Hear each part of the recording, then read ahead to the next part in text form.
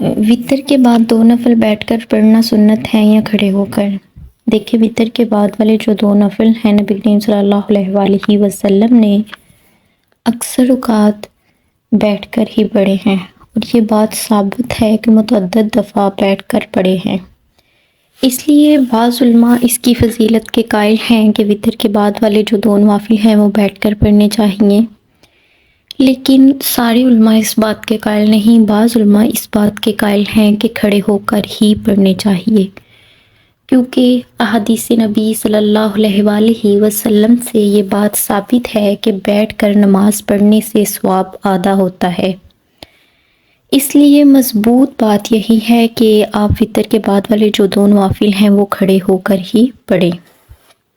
دوسرا کوسچن یہ تھا کہ اکثر اوقات گھر میں دیکھا گیا ہے کہ جو خواتین نماز پڑھتی ہیں وہ آدھی نماز کھڑی ہو کر پڑھ لیتی ہیں اور آدھی نماز بیٹھ کر پڑھ لیتی ہیں۔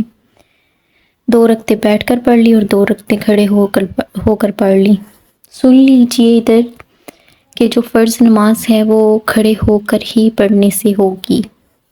اگر کوئی شدید مجبوری نہ ہو یا بیماری کا سبب نہ ہو، بالکل بھی کوئی ایسا عذر نہ ہو جو شرعی جائز ہو، تو اس کے بغیر کسی بھی مجبوری کے کوئی بھی مجبوری نہ ہو تو بیٹھ کر نماز پڑھیں تو وہ نماز نہیں ہوگی۔